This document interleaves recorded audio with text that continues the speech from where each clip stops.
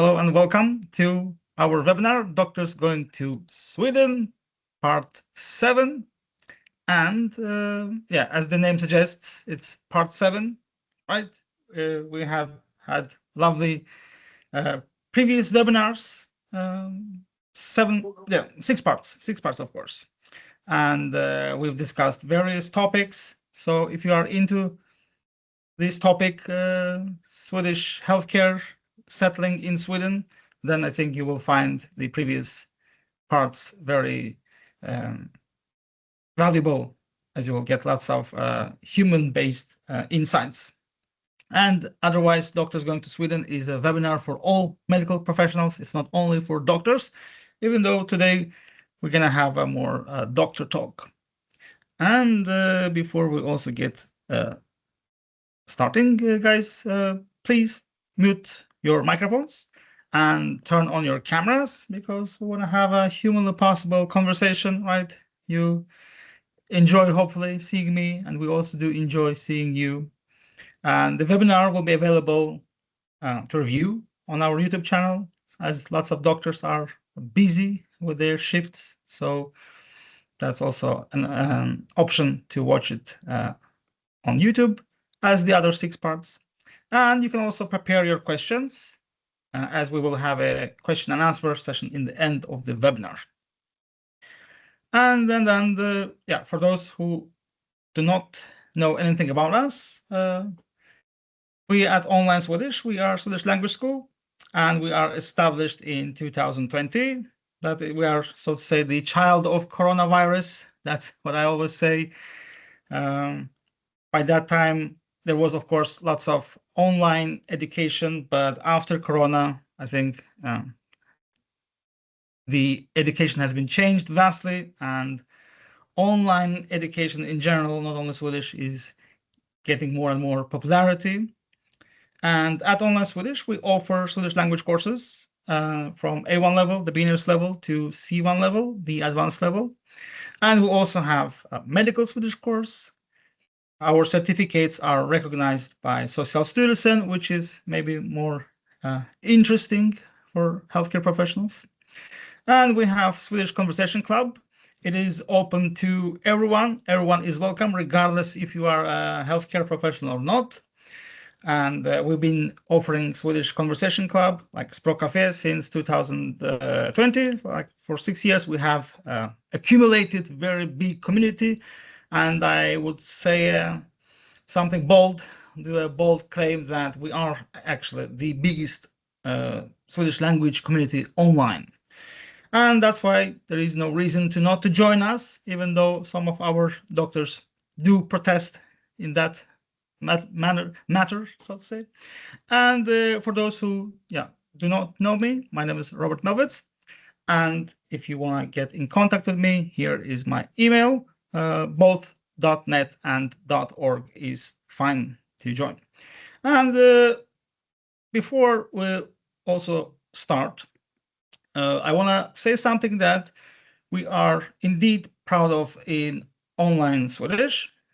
And a part of the Swedish language courses that we offer, that is that we have slowly also been able to accumulate a big healthcare professional community. And I want to also emphasize that networking, guys, it's very important everywhere, not only in Sweden, but Sweden or networking in Sweden actually may have a bigger impact than networking maybe for you in your respective countries. Because you may have chosen Sweden maybe because you indeed have some friend or someone who have been guiding you, right? You have your network with that person, and that's how you have chosen to come to Sweden. But for the people who are not been to Sweden, have no contact with Swedish doctors in Sweden, you may find networking even more important. And we have a Facebook group. It's also called Doctors Going to Sweden. The link is right on the screen. And please do join us. We have group which is developing. And of course, you can always ask your questions there. I mean, when it comes to networking, you can, of course, today get answers to lots of generic questions. I mean, Google is available. There are lots of AI assistant which can help you with certain things, but the human-based interaction, human-based insights are you won't get just from Google or AI assistant. So even if you are, let's say you have success to get your position, you do work as a doctor, you will still have benefits of networking, because you don't know what is the future. You don't know if you would like to continue to work in the certain region or certain hospital, and knowing someone can have a huge difference. It can make a huge impact for your transfer. So that's why I urge you guys, regardless if you are already working or you are on the way to work in Sweden, networking is important, and we welcome everyone.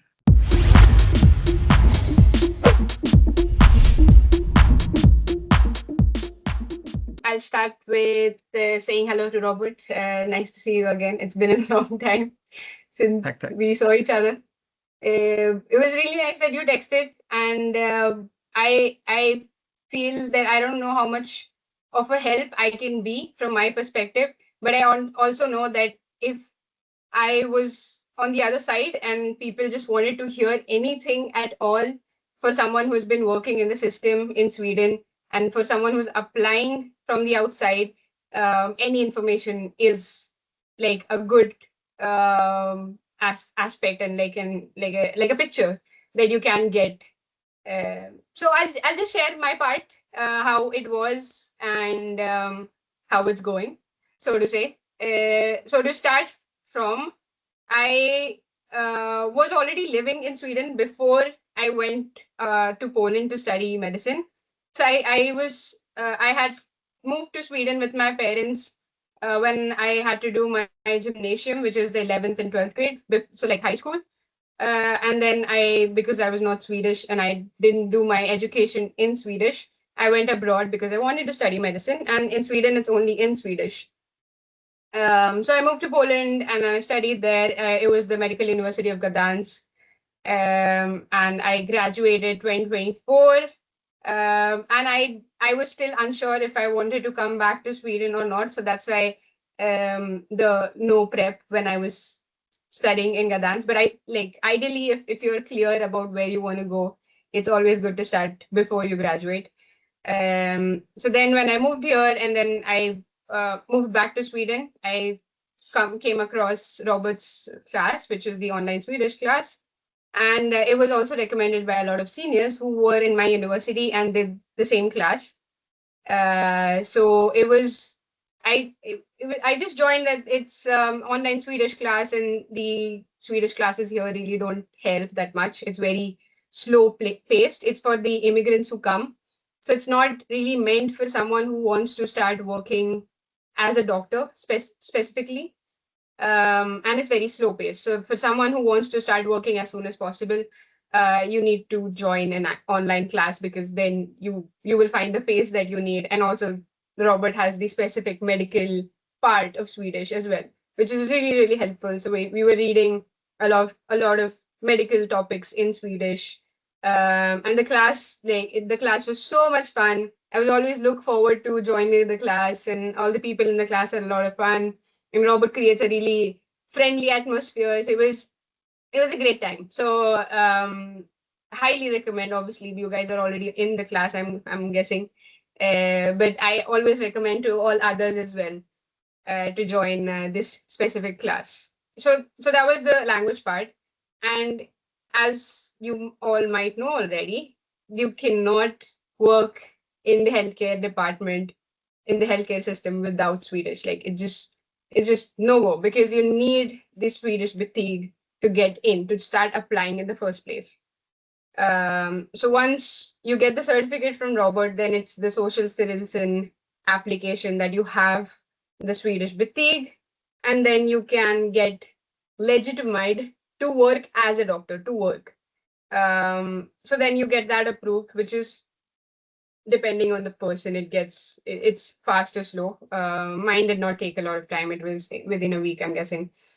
So you get that, and then with that certificate is when the system gets to know, everyone who is taking your application, they already get to know that you are eligible, sort of.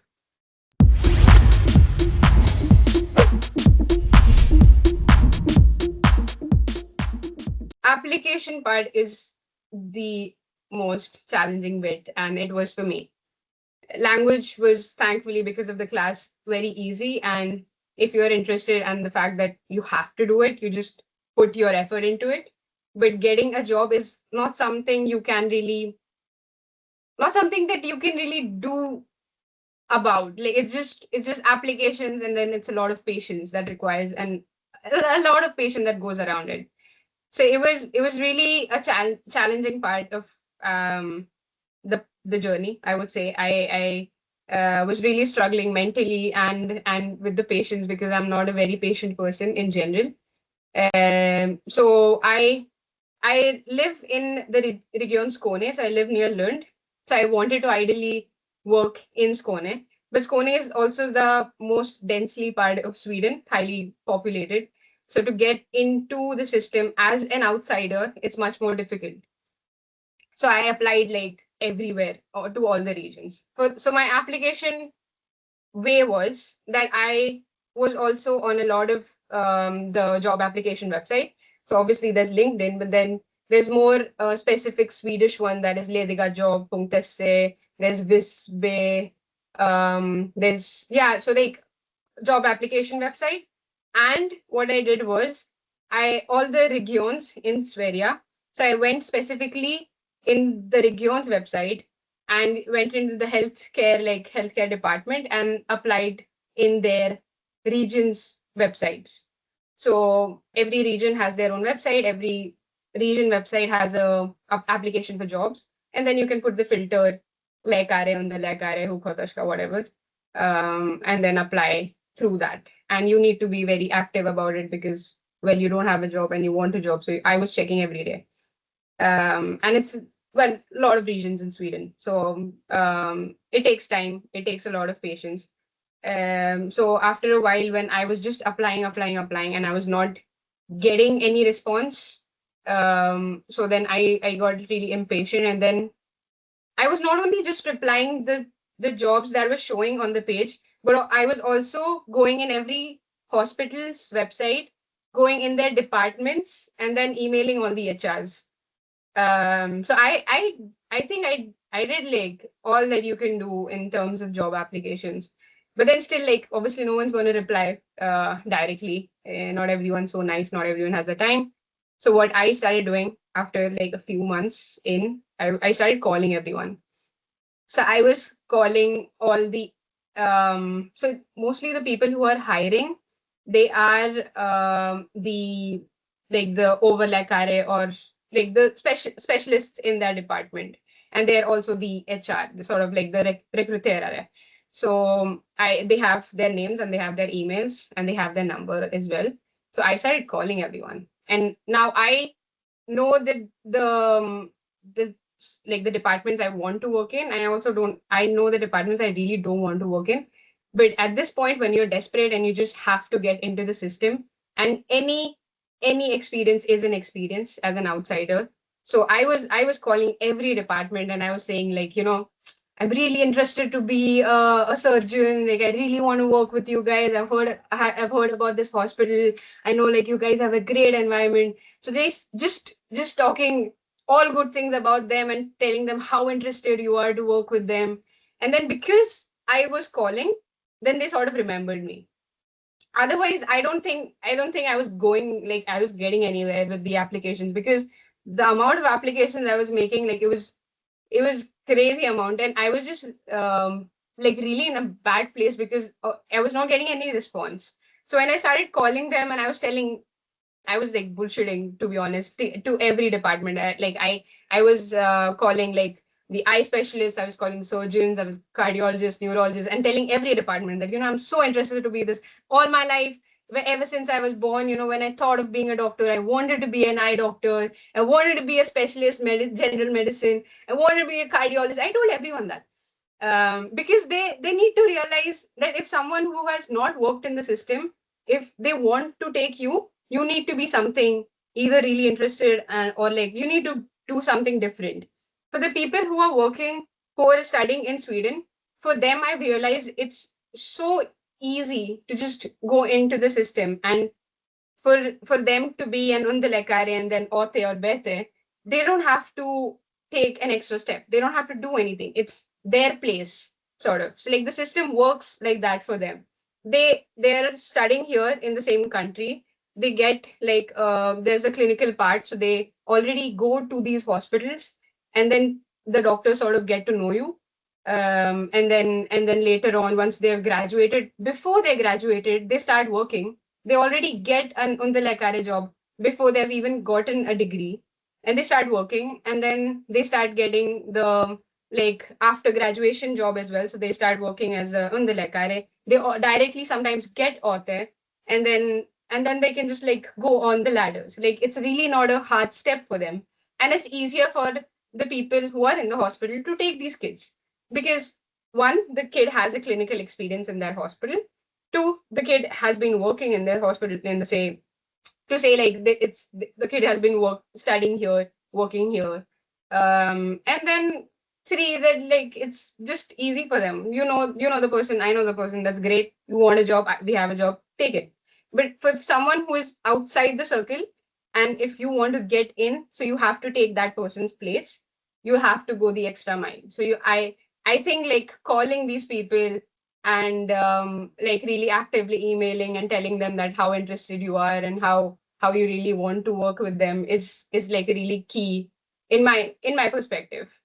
Because otherwise it's just the Swedish people who have studied here who will gradually get the job, and then they will go sort of beyond.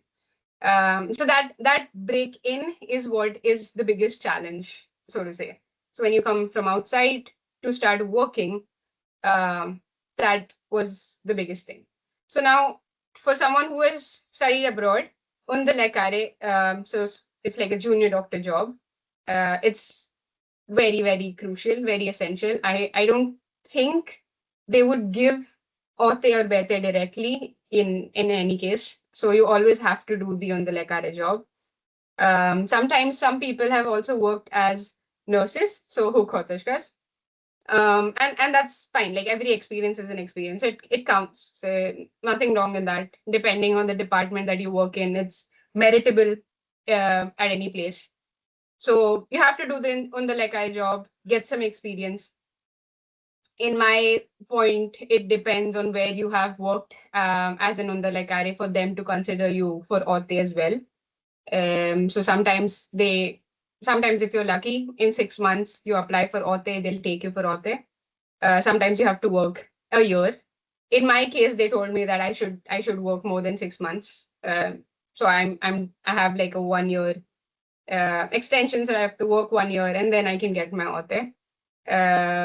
So it's a bit nicer once you are in the hospital. And I was also a bit like picky about this thing, that I was only applying for hospitals because I didn't want what's enthralled, but that was just my personal opinion. In my point of view, it's also nicer if you start working in a smaller space, because then even the environment is more friendlier to you and the people are more nicer. I've right now I got a job in Region Skåne itself. So I was very lucky with that. I did not think I would get it. But it was also, I think, is because I called a lot of people and I told them like that. But I had applied to all the regions, like the northeast of Sweden and all the parts. So like I was expecting everywhere. I was just playing my cards everywhere.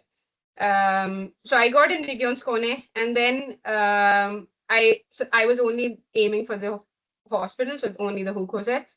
And then even in Skåne, right now I'm working in Kristianstad.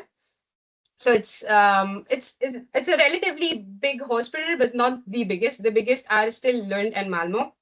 And yeah, so it is Lund and Malmo. So the main hospitals of Skåne are those two, and then they have sort of, being the same region, they've sort of divided their specialities.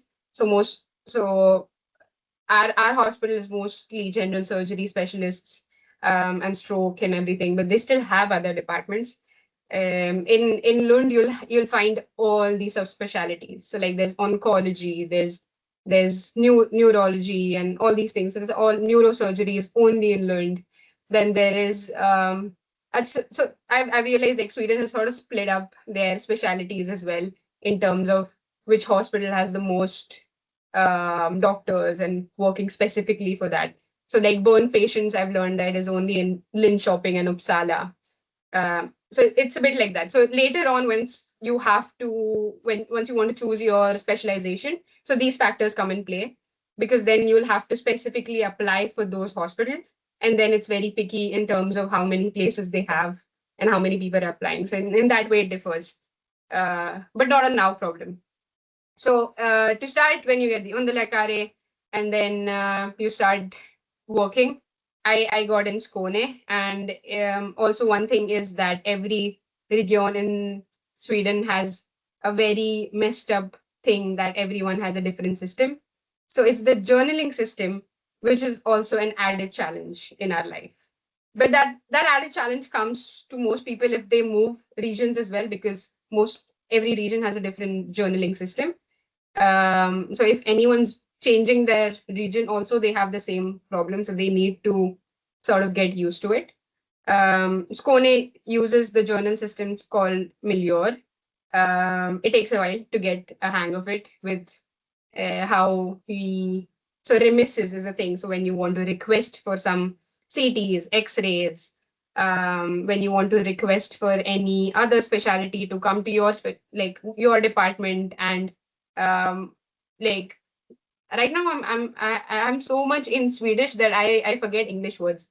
But that specialist has to come to your department and has to undersök, like test the patient if the patient has any problem, things like that. So remiss, how you send these requests, how you write things in the system, how you put in the medicines, how you adjust the medicines, all these things. Now every department has their way and their routines, which is also really cool, really nice to get used to, really nice to understand, depending on which hospital you are. That also differs. But as my own experience, I joined in the emergency surgery department. So being in the general surgery emergency department, it's a lot of high tempo. So like the patient outflow is very high. And in Skåne also, a lot of patients sort of get transferred to this hospital. So there's a lot of patients all the time. But still, all our specialists are super nice, super welcoming. Everyone's really nice. The atmosphere is great to work in. They give you, being an outsider, they give you sort of an introduction for 2 weeks. You can request for more. They're really nice about it. And then there's someone who's going to leave that job, sort of going to give you an introduction, how to do this, how to do that. Sort of you learn your way. Always ask questions, as everyone says. The more you ask, the better it is. Then you sort of learn how to work around these people. But in general, like a really nice atmosphere in the hospital. And like I said, I've heard the smaller the place, the better the environment, and it feels more safer as someone who's coming from the outside, and someone who has like zero experience in their system. It's really nice to start from a smaller place. So Wat Central ideally would be nice, and I've heard it's easier. I'm not so sure, because I was very picky and I just applied to hospitals because I wanted to work in hospitals. But people who want to do family medicines in the future, they can always go to Wat Central first. And I think they're more welcoming, and they want more people also. So if I were to think that I were to work in London, Malmo, I think the hospital is like huge, and even as in Orte scale, like they're the ranks of the hospitals in Sweden, and Orte kids have like ranked all these hospitals, and Lund does not come on the top. So the environment I've heard, because the patient outflow is so big, the hospital is so big, they don't have time for people who have just started. They don't have time for someone who does not know how these things work. They don't have time to like guide you for things. If you find a nice doctor, maybe you're lucky in that sense. But that's what I've heard as well, that it's not an ideal place to go in a huge place. But at the same time, it comes like as a merit. So if you start from a big hospital, in the long run, it really shows in your CV, right? That you've started from this place. It's a pros and cons, sort of. Um, so that's in terms of hospital, getting a job. System, like I said, it's different from region to region. Takes time to get in. It takes time to settle. Generally, people are really nice, really kind, helpful. Really nice experience with working. Your your work hours can be always sorted out. You get a good amount of holidays. There's general benefits of Swedish healthcare system are always there, and it's like it stands true. Why I chose Sweden was because I want a place where you can have a work-life balance. So these things like matter. Like if you're working in the same place where you live like close by, so then you can actually have a life outside your work. And Sweden sort of makes sure of that. You get friskvårdsbidrag, which is healthcare amount that they give you additionally, like from your salary. So that money is mostly if you do some gym membership or like a swimming membership, or if you want to go on a massage or something like that. So they like your job is sort of paying for such things. So there are these cool things that Sweden does, which stand true, and it's great. Parental leave, maternity, paternity always plays a huge role for people who want to settle in, right? So all these factors like really make the country what it is, and the system and jobs more likable of what people want. Now, obviously, the government has made a lot of things more difficult for the people who are coming from outside. Getting citizenship is very difficult, and there's always they've added the language hurdle in that as well, which won't be a problem for us because well, we need to know the language for the job. But just extended period of working in Sweden to get a citizenship. But it's like I would just say like just weigh the pros and cons and what it is really specific for everyone, what they want in their life and what they want with their work.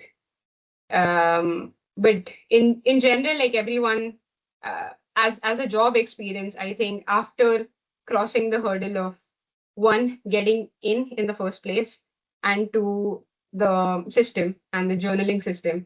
So I feel like being a doctor who was graduated outside the country, the biggest hurdles for us are not really the language because their Robert's class really helps with it, but it's mostly the application process and the journaling system. Because I'll tell you honestly, working as an Underläkare, it's more that I am using the journaling system and I really have to journal everything and really have to know how this works for me to meddle with the medicines and send a lot of requests and all these things, much more than what I do with my like doctor knowledge.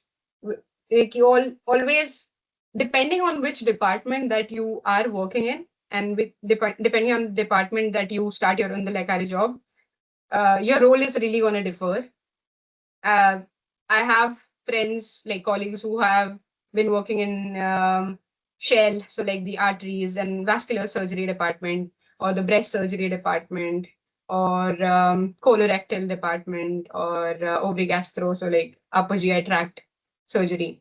So these are all parts of surgery. They're all on the Läkare in the same surgery category, but I'm in the emergency general surgery category. So that brings in the fact that I am more hands-on at my job.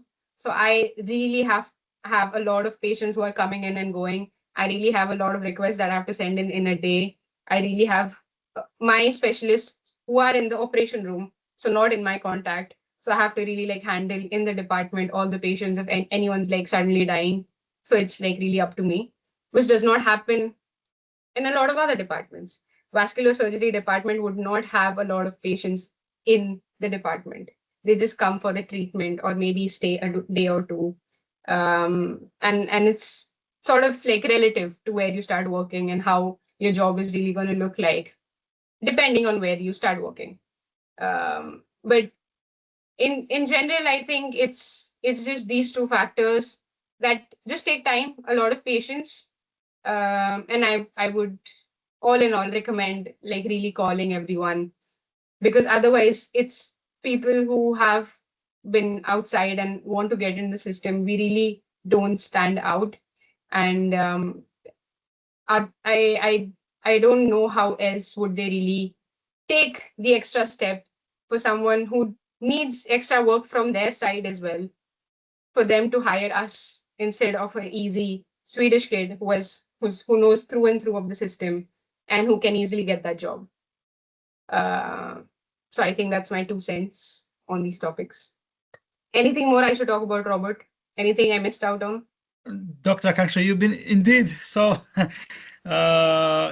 yeah, so detailed with everything that you described. And of course, if there will be some questions, certainly you guys are welcome with your questions. And I want to point out it's great to see you, Dr. Aakanksha. And I think, yeah, as you noticed, Dr. Aakanksha is very industrious, very energetic. And I think if Dr. Aakanksha would run for a presidency or being a minister, I think that she would run. She would win the election. I don't know if something is impossible for Dr. Aakanksha.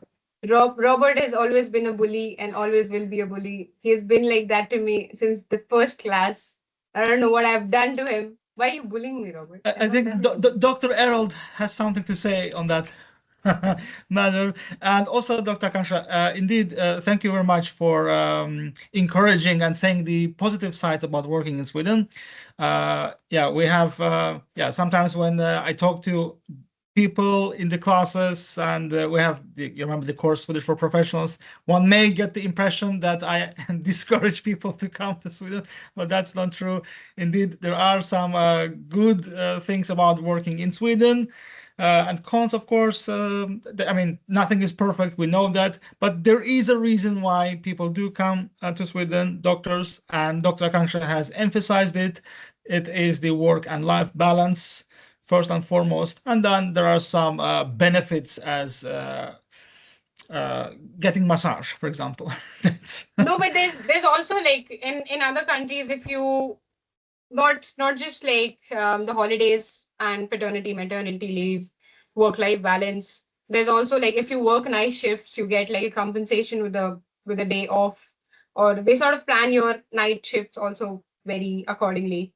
When you start as an Underläkare, you don't work night shifts because you're just a junior doctor and they really want you mainly for the journal system. So all the journaling job is mainly the Underläkare. And I feel like the job is like really, really essential for us, for people who come from the outside. If ideally when we come from outside, we would really like to not lose a year and get Åte or Bete directly. But it's so much beneficial and so important to work before as an Underläkare and to get the whole atmosphere and to get to know the people and to get to know the system, how everything works. I think it's a very crucial step for us to start a bit slower and then go how we can go up forward.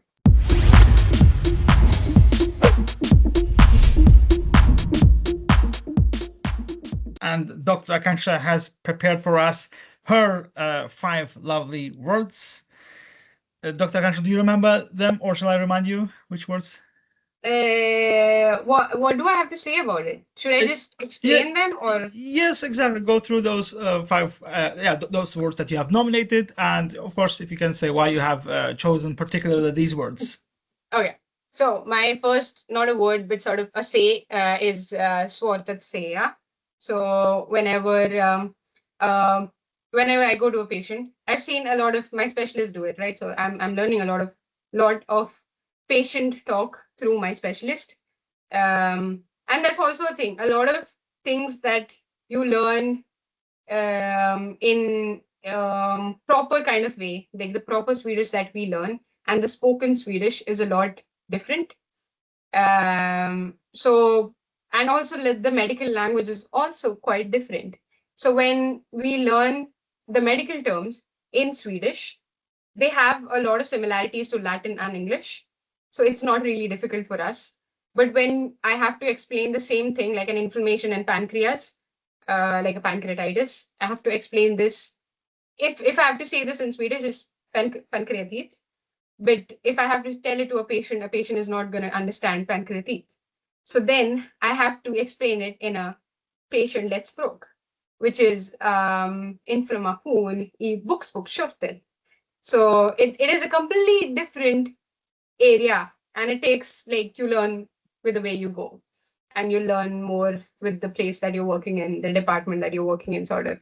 So these things are there. So when if I go to a patient, I'll tell the patient that, you have inflammation i buksbokskörtel, and then the patient will say that, oh, okay, do I have to have any restrictions in what I'm eating, or is there anything I can do to not make this happen again? And then the easiest answer that all of us use is no, I mean, this what it's say. So Hard to it's say. really hard to say. It's really hard to say. There's nothing that you really can do to, not make this happen again. Like, of course, like, you need to drink less alcohol and all these things, but like, these things can happen. If you have gallstones, like, there's nothing that you can do really to not make this happen. So Swartatseya, we use it a lot of time. Second word was begränsningar. So every patient that comes to the department when they are old, or they have, well, them being old is a factor, and then if they have a sort of disease that has no potential to be treated, so if they have end stage cancer, if they have sort of a retroperitoneal bleeding that cannot be treated, if they have, so like these kind of diseases, like there's nothing that you can do about it. So we set a behandlingsbegränsningar. So that is treatments boundaries. And that is usually null HLR and null EVA. So every patient gets no CPR and no intensive care boundaries. So if a patient is about to die and this patient already has an end stage cancer, there is sort of no point to give him a CPR and take him to the intensive care unit, because it's more troublesome for the patient, and also you don't get anywhere, because if you save the patient at that point, and then the patient is still going to die later at some point. So these boundaries really come in handy and are very important for everyone to know. So you sort of also put it in the journaling system. And it's a key factor. When any patient comes to the department, you need to know these things. Not just the medication that the patient takes, the problems that the patient has, any like diseases, historical diseases, but also if the patient has any behandlingsbegränsningar. So that was my second word. Third word was Undertecknad. When we write in a journaling system, so if I'm writing, so it's my name, right? Aakanksha Underläkare. I'm writing, I today assessed a patient, and this is the S bar that I got, and this is like the R is the plan, right? And then if the plan was this patient needs to do a gastroscopy, or if this patient needs to be on telemetry, so then it's a formal way of saying it, that Undertecknad, which is the above person whose name is written in this point, that person has already sent the request for this to happen. Just an example. So I wrote the SBAR, this is the patient needs to do a gastroscopy, undertecknat har redan remissskickat, alltså, like that. So it's a formal way of saying that I have done this already, but you say it in a formal way that undertecknat. It's not a medical term, it's just a formal way of saying that this person has done this already. I like that way of saying it. It seems more formal, it seems more professional way of putting it in your the journaling system when you write anything. So that was my third. Who's who, back who, I'll explain together. So that my fourth and fifth word sort of, which I thought was very sort of interesting to learn. Who's who and back who, they're two people that every specialist department has, and these two people are sort of responsible for the whole surgeries patient outflow sort of. So the who's who takes all the consults, so all the calls, and any patient who has come from the outside, any patient that is about to die, the who's who will get to know. So who's who is a consult of that particular period of time. Mostly the shifts they can be like the sort of the whole day. So from 7:30 to 5 or 4, and then from 4 comes a different husur. And then so that's the husur, so sort of like the consult for the day, and that's the word. And bakhur is the in my department. It's the person who is planning all the operations, because I'm in the surgery department. So bakhur is planning all the operations. Which patient is more acute, which patient is like really, really dying, needs to be planned accordingly. How many operations we have during the day, and what changes needs to be done. Bakhur also gets the most important cases. Bakhur will also be there at the alarm. So if there's any alarm, if a car has crashed, people are dying, dying people have come to the hospital, Bakhur is also there. And Bakhur is also there for all the main operations, sort of to help out. Husur is also there to sort of help out. But I obviously know more through the surgery department, so like that, because that's where I've been working. So that's more my experience with. Not really sure how it works in other departments, so just from my point of view. And then medvetslös is just being unconscious. Patient was medvetslös, just how you assess a patient. So those were my words. But I would really like if anyone had more questions, because then I feel like I've been a bit all over the place. So if anyone has like particular questions that they want to ask, please feel free. Thank you very much. Indeed, Aakanksha, I think you are over well prepared. I mean, I have never seen someone being so excited about a webinar. Thank you very much. First of all, great to see you, Dr. Aakanksha. It was a long time ago, indeed. Yes, of course, and Dr. Aakanksha would recommend you guys to watch the grammar video, even though some doctors do not agree with that. Absolutely. But, absolutely. Everyone should watch the grammar video, even if it's 2-3 hours long. Yes. That's the ultimate truth, guys.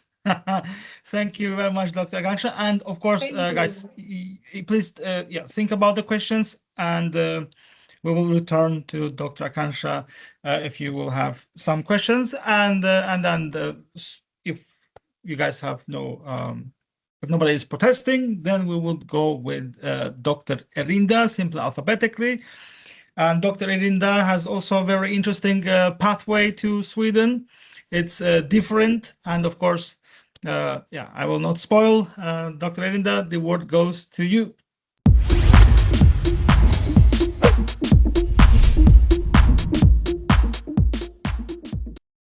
Hello, Robert. Hello, everyone. I am Erinda. Okay, first of all, I would like to thank you, Robert, for helping me with the language, because according to me, the language was the biggest barrier before coming to Sweden, because that was a barrier for taking the license, and the language is still the biggest barrier here in Sweden, because that is kind of difficult to speak and to understand the colleagues and the patients, of course. So thank you, Robert. I come from Albania. I have completed my medical degree, in Italy, and then I went back to Albania, where I specialized in general surgery. So when I took my license, that was a big achievement, and I was very relieved. But that was like the calm before the storm, because then started a long journey. I was kind of applying like everywhere in Sweden, maybe the same thing that Dr. Aakanksha did. And after sending a lot of emails, I took a positive answer from a hospital. But when I felt relief, I was informed that they did not want to handle the work permit process. So they said that if you can come in Sweden, find a way that you come in Sweden of your own, then we can make a transfer from wherever you are to our hospital, but not to take care of your work permit process. So I have to start again from the beginning with all these applications, and there weren't doing so well. But then I was in one of these webinars like this today. So I hope that as this webinar helped me to find a job, I hope that this helps you too in your journey. And in this webinar, there was a doctor who now I think is in North Sweden. And she said that she did the same thing as me, was applying like everywhere, but got no answers. And then she went like in Google, and she found all the emails of Verksamhetschefer. And she sent the email directly to them. So no more applying to online positions, because they may be a lot of candidates for that position. But if you send directly an email to them, or they need you, or they need a doctor, they can take direct you. So that was a good advice I received from that webinar. And then I started Googling, just finding emails and sending my CV and my Personnummer like to everyone. And I took 4 interviews in 2 weeks. So I have been sending a lot of emails, and I didn't take anything. And after doing that, I took 4 emails, 4 interviews in 2 weeks. And one of these 4 interviews is the job that I am doing today. So what I recommend is maybe not, because for us who come from outside of Sweden, it is a little difficult to compete with other people who live in Sweden.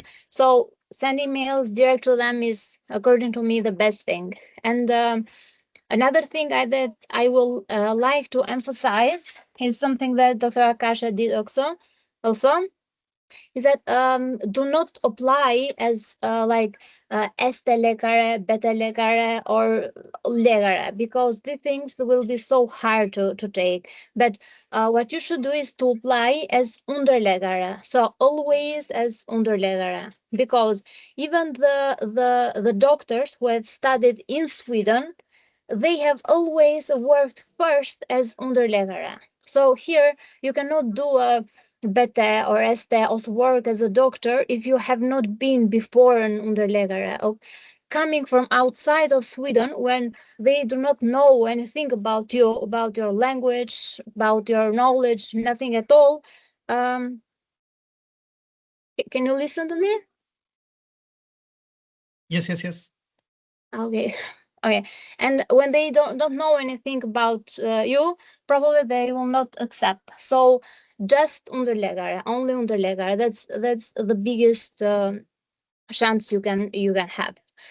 And I also like to talk about the region where I work. I now work as an Underläkare, of course, in Centralsjukhuset Karlstad, which is the central hospital of Värmland region. And when I would suggest to all of you is do not search jobs in like big cities where the demand of doctors is too big, because there will be so difficult. But in the regions where the demand of doctor is like they don't have doctors, and the demand of doctors there is too high, too big, they can help you a lot with all the process. And my relocation to Sweden has been all the relocation was so smooth, because that was the region, the communes who took everything care. Like I didn't do anything at all. Since from the moment I accepted the position, they took care of everything. They handled the work permit. They helped me with the accommodation, guided me to every administrative steps. And the moment that I booked my flight and told them my arriving date, they had already arranged all the appointments. They had speak with the authorities for my ID card, my Personnummer number, and I have applied for all this exactly the same day that I arrived in Sweden. They also have spoke with them that she's coming from far away. If she come like a little late, is that okay for you? So that was okay. I had a date, and whatever the time was, I was going to apply. So I took like everything was so smoothly, and they helped me with everything, like BankID and everything else. And another thing that I will say that even when I start working in April, and I took my first loan in April, because they said that like you need it because we are new in Sweden, and they send it to Albania so I can use with my Albanian card here. So everything was smooth, and like the second and the other months I took my payment in my Albanian, in my Swedish account. So that's it. And that's why I think that the support of the region is so important. And maybe before you start a job, you should, before you start the job, or before you, or during the interview, maybe it will be better if you make some questions to the interviewer, if they will help you with all the process. And when you go to the work, because they gave me 1 year contract job, and they said you have 6 months to work as an Underläkare, but you will work like a double one. So it's not only me. I have another doctor, and I go with him, and I have 6 months of time to learn more Swedish, to learn the system, and to learn everything. And after these 6 months, we will decide if I am happy with this job, and if they are happy with me also. So maybe you should ask to them, if when you will start the job in Sweden, will you be directly the doctor, or will be someone who is going to help you? Because for me it will be like 6 months of doing the job with another doctor. So that was my experience in Sweden, and I am new in Sweden. I have only 2.5 months, so I am still new in Sweden. Thank you very much, Dr. Erinda. Thank you very much, as well as Dr. Aakanksha and Dr. Erinda. I'm very proud of Dr. Erinda because, as Dr. Erinda mentioned, she's completely new to Sweden. She wasn't in Sweden before, so to say. She was studying Swedish language from Albania, but not only that, she was joining the courses, but also conversation sessions, pro cafe, all the way from the hospital. One could see Dr. Erinda with the uniform and sitting in the hospital, and sometimes, of course, doing the duties so that patients do not die, but very, very, how can I say, persistent. And Dr. Erinda, in a very short time, improved her Swedish, and she did all interviews, right? I mean, it's not about like, getting certificate just for the formality. It's about to, at the end of the day, it's you who is going to convince your employer. And Dr. Erinda, as you can see, did it more than well. And we can see that Dr. Erinda is in a nice landscape somewhere in Värmland. We see the red houses. Yes. And Dr. Erinda, you have nominated some words for us. Do you remember the words? First, yes, I have written the words here. But I want to say also something about Språk Cafe we had, because in one of those Språk Cafe, there was a doctor who said me to not apply as a doctor in Sweden, but to apply as an Underläkare. But in that moment, I thought, look, I am a specialist. I will not apply in Sweden as an Underläkare because I'm a specialist. I will apply directly as a doctor. And I didn't listen to him. I thought, okay, just someone who is giving a suggestion, and I didn't listen.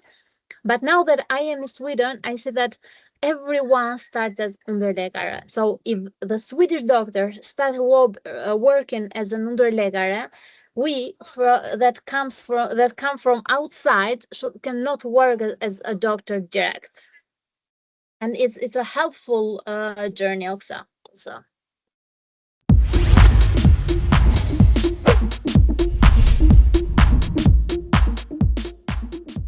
So my words. Yes, please. I have written only words that I use every day in my work. I was as an underläkare in surgery, so I am in the department and in the akutmottagning, in the emergency room. So these are my words. Is inläggning, which is the admission, is the hospital admission. Then is misstanke om. We say it like all the time, because when the patients arrive, misstanke om is suspected, suspicious. So every time a patient comes, we have something in mind, and we say, like, we do not make direct the diagnosis. Example, if it is like cholecystitis or pancreatitis, we say misstanke om cholecystitis. So misstanke om is before every diagnosis you made. So then is Röntgen. That was kind of interesting, because in my country we don't have one word to include like CT, RMI, all the things. So Röntgen is for imaging.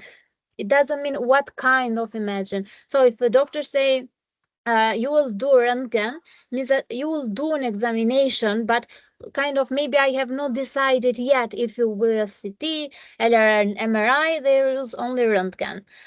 Then is blood proof. It's the blood tests that we do to almost all the patients that come. And the last one is daganteckning. So every day we have to write about the patients and how he's doing and everything about the patient. So it's a daily process note. Thank you very much, Dr. Erinda. And once more, it's really great to see you. It was also a while since we saw each other last time. And it's, especially nice to see you with that Swedish background there. Thank you very much, Thank Dr. you. Erinda. Thank you so much, Yuda. Once more, guys, I want to emphasize that in the case of Dr. Erinda, she was indeed very active, coming to all these webinars. I mean, taking advantage of what is given, right? I mean, webinars, Språk Cafe, and in those Språk Cafe, that's a conversation session that I mentioned in the beginning. Yeah, we have lots of doctors, not only from our courses. So, yeah, it does pay off actually to attend these. Just first of all, to improve your Swedish, because Dr. Erinda, she was joining us from Albania, and as you know, Swedish, is not spoken in Albania, right? So that was the opportunity for Dr. Erinda to improve her Swedish skills, but also to meet other doctors and get more idea what's going on and what to do. So Dr. Erinda is a very good example of that. Thank you very much, Dr. Erinda, and we will get back to you with questions. I'm sure people will have, doctors, colleagues will have some questions for you.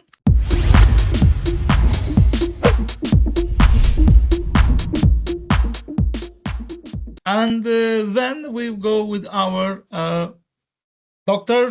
Loay. And Dr. Loay has also very interesting journey, even though Dr. Loay is per se EU graduated doctor, but with non-EU citizenship, right? Which has been also, I mean, we have a big segment of doctors, right, who come outside of EU, study in EU, but then as your study or visa is about to end with your studies, so the time is ticking, and then you need to work hard and sometimes maybe believe in the miracles. And I would say, Dr. Loay is one of these miracles. And I want to also say that God must love Dr. Loay. And despite all the, anti-odds, bad chances, Dr. Loay made it. And me and anyone who knows Dr. Loay, the conditions that Dr. Loay had, the pressure that Dr. Loay had, that's really incredible. And Dr. Loay, please, the word goes to you. So thank you very much, Robert. I would like to just say, as you guys can see, I made it to Sweden. You can see the IKEA background that I have in the back. But let me start by introducing myself. So my name is Loay Ibrahim. I'm an Egyptian citizen that graduated from Poland. I don't know if you guys heard about my university. It's called Łódź. It's not a very famous university, but in Poland it is kind of. And it was quite a long journey. I've been working here in Sweden for the past 6 months as an Underläkare in Region Värmland. I won't specify the sjukhuset yet, though. If you guys want, you can just email me. I'll tell you about it. But anyway, so I actually found Robert through a friend that happens to be also in the call. So thank you very much, Dr. Elisa, who's also working in the same region as me right now. So I started my journey last year in learning Swedish, and I have to say it hasn't been the easiest because I have nothing to do with Sweden. I just have some friends that I met in Poland that have some links to Sweden, but in terms of connections or anything, I did not have any tangible links to that country. But like any aspiring Arab or North African would want is like move on to the next phase. You don't want to like reset and go back to the Middle East. You kind of want to move on with your life. So that's why I kind of chose like Sweden a bit too late. I started with my Swedish last year, but Robert's course has been actually pretty great at making sure that I stay on track. I haven't been attending Sprock cafes as much as I needed to, but I would absolutely say that they have been quite detrimental in improving my Swedish, as well as the grammar videos and all the medical courses that Robert does. So I cannot stress how important this is before you come, because as I'm going to address a different, like a little bit later, why is that so important for you before you come here? So I would like to just not do like my other colleagues have done a great job in summarizing like what needs to be said, but I will just focus on the things that you cannot really find online, the things that no one really tells you about. And as my previous colleague said, you have to start as an Underläkare. There's no chance for you. They tell you like the official route is once you're Legitimerad, you can apply to BT, and if you're illegitimerad, you can apply to AT, but in reality, that's not true. You always have to start at the Vikariat Underläkare, even if that's not the path that you want to take, or that's not the path that you want to do. If you were kind of in the same situation as me, such as like a non-EU citizen with an EU graduation, this is the only path for you. I don't know if any other paths exist. I mean, I've heard that people got BT without starting as an Underläkare, but it's like a fairy tale that we tell each other in the hospital, like, oh, you heard about this foreigner that got BT, but it's really not like a major thing that happens here in Sweden. I got my Legitimerad in September last year, and I got my job offer in December. And within those 3 months, and actually a bit before it, I have applied around 150 jobs all over Sweden because I had no connections. I had no one that I knew. I was going on Arbetsförmedlingen, I was going on the Region Lediga job places and stuff, and I was applying for everything. I was also sending a lot of emails to which I have either gotten no replies or I have gotten, go to our Region's website. We have the job kind of posted there. Out of the 150 jobs, I got 4 interviews. 2 interviews I got a job offer out of. Two interviews I decided not to go through with it because I already had those 2 job offers. I would say the further north you go, the better. But it's really like such a random thing. Like it's like not a sprint, which is something that I do a lot in my life. I sprint a lot. In Sweden, it's such a marathon. So if you're planning to, Robert will do you good, like by your Swedish. Like he'll make sure that you talk Swedish pretty well. You'll have like your exam, you have your certificates that you need for Socialstyrelsen. But once you get your Legitimerad, you have to kind of wait. There is nothing that you can do more than just apply and like call and email, and at some random point, someone is gonna look at your CV and gonna be like, yeah, that's the person I want in my life. That's when you get your interview. So yeah, that's the most important takeaway.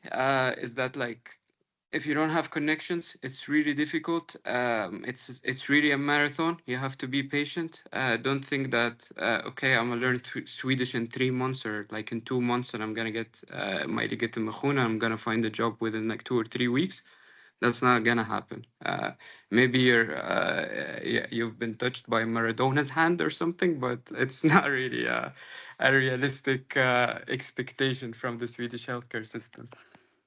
So that's when it comes to the job search that I've had, and then I had to come here, obviously, and it's a very bureaucratic country. So if you don't have access to a Personnummer, which you cannot get a Personnummer unless you have an address in Sweden, and you kind of cannot get an address without a BankID, which you need if you are applying for a BankID, you need a Personnummer. So it's kind of like a circle that goes like around and around. But once you get all of that sorted out, obviously also depends on the kind of region that you're in. Some are really helpful, some are not.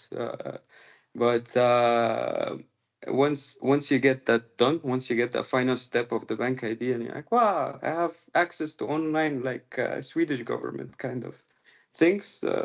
It's very smooth sailing. It's a very easy country to live in, but in the beginning, just make sure that you have a lot of money to spend on printing out papers and sending papers by post, or and that you have enough financial safety net to cover yourself. Even if, let's say, you get a job offer and you're starting in January or something, make sure that you have enough for that January or maybe even February, because that Personnummer is going to take a long time to come. And maybe it also depends on the region, and it also depends on your citizenship, but that's just my personal experience with the whole thing. did not kind of get paid for the first 2 months I was working here because it was very complicated to send me money because I did not have a Swedish bank account and I was not a Swedish citizen. So yeah, this is when it comes to the bureaucracy. Obviously, everything is like online. I would extremely encourage you to be so proactive with the Swedish government. With Skatteverket, with Migrationsverket, they are not gonna move a single finger for you. You're gonna have to like make sure that everything is getting done on time for yourself. So, for example, for me to get the Personnummer, I was calling them every single day for 3 weeks until I got my Personnummer. So you kind of need to have that tenacity, or your case is gonna be prolonged like 5, 6 weeks, 7 weeks even. So that's how you need to be with the Swedish government. Also, something that really helped me is getting my job-seeking residence permit. I would say that's an extremely important point for you as a non-EU citizen, because there is that gray zone where, yeah, you cannot legally work on your job-seeking permit, but a hospital could hire you and you could start working if they start your work permit process. As in, let's say you got a job offer in January and but you don't have a job seeking permit. That means that you cannot enter the country until you have a work permit, which means that it would make your job application much harder for any HR to process in any hospital. So having that step done, which takes around a year, is extremely valuable. It's not mandatory, but it's extremely valuable to add to your CV that you have a job seeking permit in Sweden. It makes HR more likely to look at your CV. So I would like also to address quickly the clinical work. So as my colleagues have said, the Erinda system is the most important thing here in Sweden. Like everything in Sweden needs to be documented, and it wouldn't be any different when it comes to patients. You have to meticulously document everything. So I like to say, I can hear you. Dr. Loay, I wanted to say that we also document people who have not seen the grammar video and did not attend the conversation sessions. That is also well documented.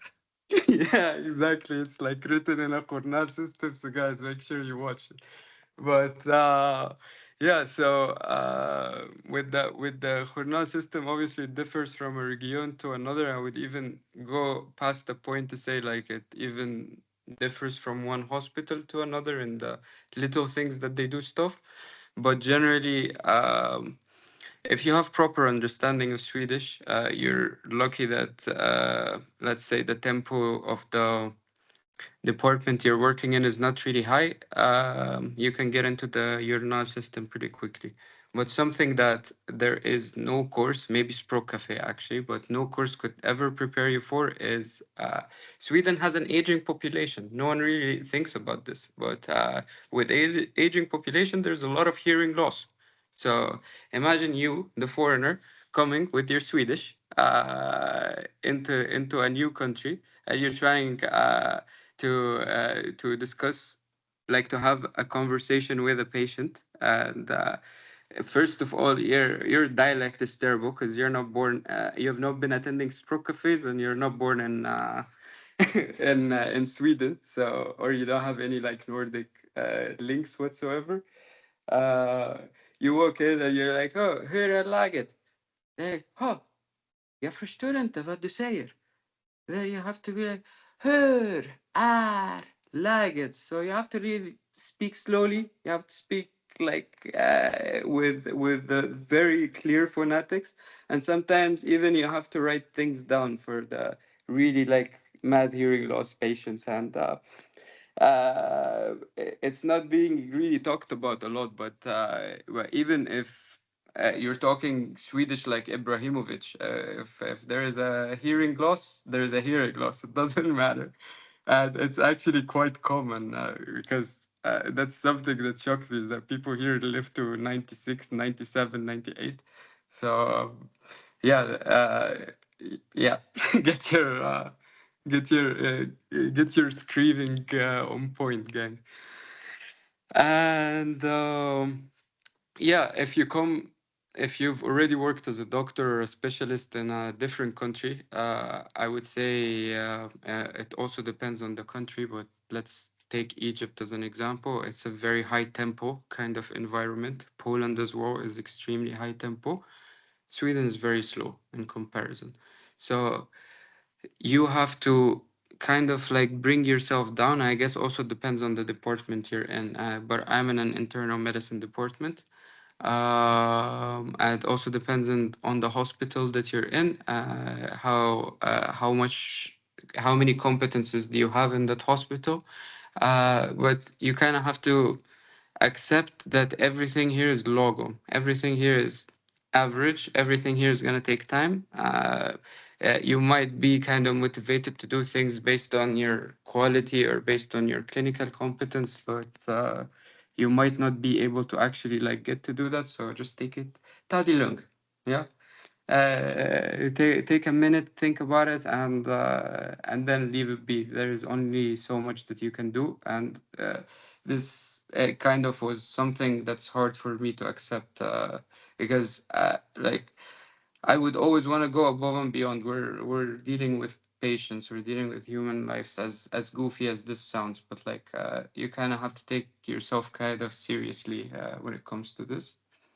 So you need to kind of accept something like that. Final decisions are always done with the Overläkare. You don't do a lot of decisions on your own. So that's also, I would say, a pro of being an Underläkare first or starting as an Underläkare, because let's say if you started in BT or ST or AT, they would kind of expect you to already know things, to already come in the system quite quickly. And yeah, the last thing that I want to mention quickly is like the workplace dynamics. Yeah. So Swedish people are extremely respectful. Okay. They are extremely kind and also helpful. But the problem with this is if you're a foreigner and you're trying to speak Swedish, they're not going to point out and be like, oh, we did not understand what you said. The people in your hospital, they're going to be like, okay, ma bra. They're going to be like, yaha. But they're not going to be like, oh, I did not understand what just came out of your mouth. So, because it's considered racist here. So you're going to have to do a closed loop communication, kind of. So you're going to have to say, oh, just so we are on the same point here, like this is going to be the plan for so and so and so. Because you don't want someone to go behind your back and talk about you in a negative sense. So always make sure that you do things in a closed loop communication. And final advice: do not come to Sweden. No, I'm kidding, guys. Actually having the time of my life. I'm so happy that I made that decision. It took some time to get here, but once you're here, you're blessed with all the benefits that you actually like see online and what my fellow colleagues have also said. So it's a beautiful work environment, I would say. Dr. Loay, can you please repeat how many CVs you sent? 150. 150, guys. And that was not coincidence that Dr. Loay mentioned Maradona's hand, the hand of God.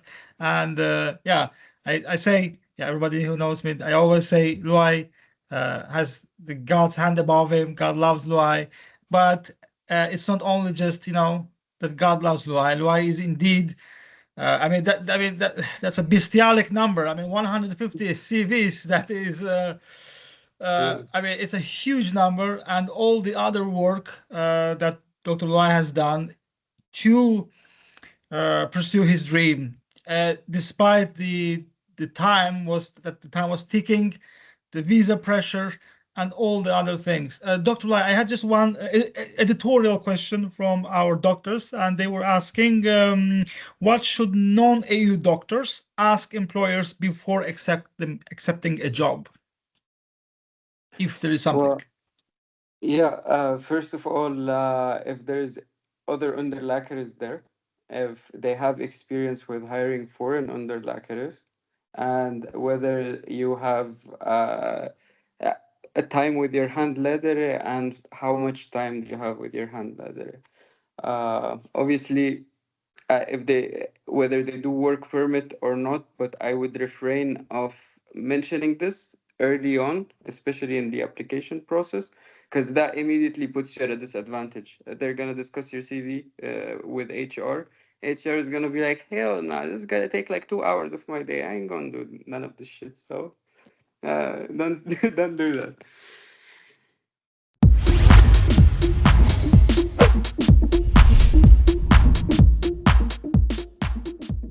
Thank you very much, Dr. Loay. And Dr. Loay has also prepared for us his favorite words that he finds these medical terms very useful. Dr. Loay, do you remember them, or shall I read it up for you? Yeah, but I'm feeling like a bit of collab, Robert, for all time's sake. So I can just say it and you can. Yeah. No worries. I mean, it's up. You just describe as it is. I mean, you have no problem with that. So bedömning, which is kind of the decision that you reach, and the way you describe the patient on your journal also, like as they're leaving the hospital or as they're entering the hospital. You kind of decide like on the plan. So it's decision basically. OTR is used in a medical context as actions. So it's divided into two things. So OTR utfärda and OTR oh yeah. When you simply take some measures, Yeah, right? You take a measures. so actions basically. Actions, exactly. That you've done or you're planned to do for that patient basically. And then Khur is your lifeline. This is basically the people that are on call. So if you don't wanna like make a decision or your overlacker is not there, they're out for fika or something, you can always call the Khur. But I wouldn't recommend it actually. So but yeah, Khur is the on call. And the last one, I still can't pronounce it. I've been here for 6 months, and it's Khukhoshekhtuna, and it's nurses. And Dr. Loay, it's very peculiar that you wrote it in plural and the definite form. So do we deal with the nurses there? Yeah, I need to go watch the grammar video because I missed it. But yeah, so that's a word that you kind of use a lot. So it's kind of weird when you're speaking to the patient and you trip on that word. So I have to say, oh yeah, you must också prata med din andra personal. Tack. I'm gonna go and talk to the other people that are working here.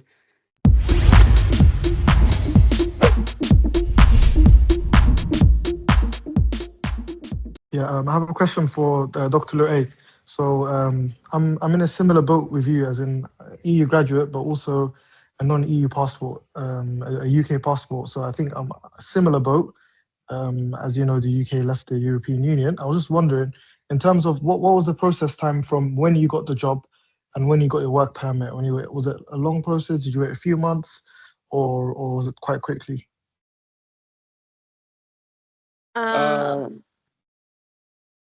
Oh, I didn't. Sorry, is it anyone can answer. Okay. Yeah. I think both Dr. Erinda and Loay both have non-EU passports, so I think the process is probably the same. But so whoever is comfortable answering. Okay, you can go, Dr. Loay. Yeah. So basically, it took a month. But you're working during that month, so it's not really an issue. If you have your job seeking permit, you're working through that month. If you don't have your job seeking permit, you kind of have to wait. You're not allowed to work without a job seeking permit. There's obviously exceptions to that. You can look it up in Migrationsverket, but the exception list is quite like small. It's not specific to anything. But yeah, a month even now. I think they passed a law last June that for highly skilled workers it would take less time to process. So I think around 2 weeks or something. You can look it up, but yeah, 1 month. Nice. And do you need C1 certificate for the job seeking permit, or is this something separate that you apply for? Oh, No. Okay. the Okay. problem with it is it kind of just takes time for them to process. For me, it took around 6 months to get it. And this is me being very annoying about it, like calling them and asking them if they assign me a hand letter or not yet, a case worker, something like that. And yeah, it takes 6 months. But once you have it, it's a big pass for you as a non-EU like citizen, basically. Nice. You need to So have you like did. the finances as well for applying for job permit, seeking permit. You need to have a certain Okay. amount of money in the bank account that you have to show. I think it's No problem. 13,000 for every month that you get the visa for. So it's 9 months maximum, and for every month it's like you need to have 13,000. So like Okay. 113,000 in total, I think. 13,000 Yeah, Swedish krona a month. Yeah. yes, something around 30,000 euros, but obviously look it up in Migrationsverket. Okay. For the like they have because it's listed there. You just have to Google it. I didn't want to mention all the Yeah. processes, but for sure you don't need Yeah. your C1 Swedish before it. Perfect. So you'd advise applying for the job seeking permit when you're maybe 6 months out of finishing your C1 and looking for jobs. 100%. Okay. Yeah. Got it. I would say apply as soon as you can, because they like as soon as you have your medical degree and you have the bank statement, you can just apply for it. So Yep. I would recommend like 6 to 10 months actually, because I know some people that it took for them 7 months, it took for them 8 months, and some people that took 4 months for them. So No problem. it really depends. Yeah. Thank you. Tack så mycket. Tack så mycket. And Dr. Tamara, please. Yeah, hi. Thank you again for your presentations. It was very interesting to listen to that. My question is, so you all started as an Underläkare, but is there a possibility to count this time that you spend working to your specialty, like that you counted for your specialist training already? Is that possible? Yeah. I heard previously from Dr. Ahmad, he was on another session, that you can count. Like if you worked in emergency, you can take that out from your BT, but you still have to do the other parts. But I personally, I'm not sure. I'm just taking it from what he told us the previous meeting during SFM for doctors. So, but I think he has solid information on that. Okay, thank you. Well, I think that depends from the region where you are. If you have a specialty, then they can take away from that part. But that depends on the region when you are, because there are regions who say beta is 12 months, so that is. Mhm. So if you go to a region, you have to ask there, is this Okay. or not? Yeah, Mhm, I think it's also more specific to the hospital as well. Which okay. specialty you are asking for, and which hospital that you want to work in, and what your background is, like what you have done before. It all adds up, sort of. So it really is Okay. very specific Mhm. to where Okay, you thank you. ask for it. Yeah.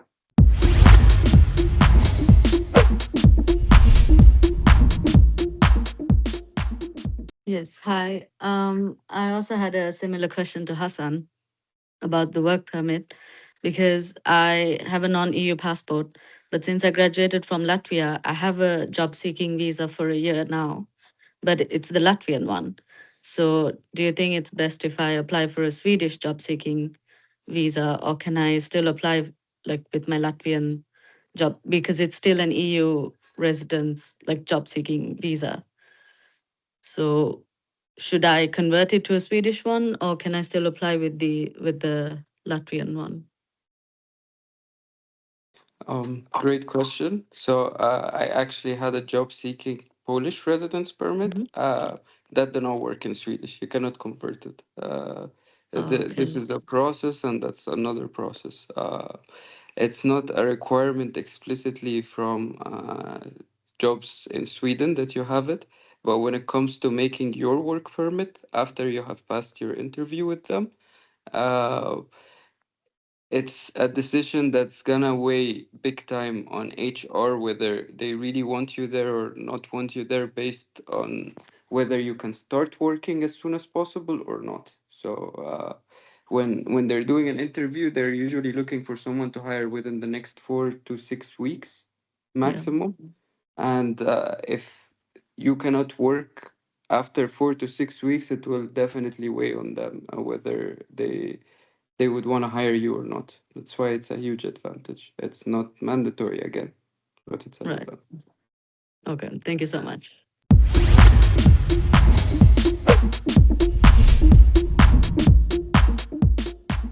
So I have a question. So do you recommend to apply for the Läkare in the Ward Central instead of the Underläkare? I personally applied and got it as Legitimerad Läkare, but I work the same thing as an Underläkare.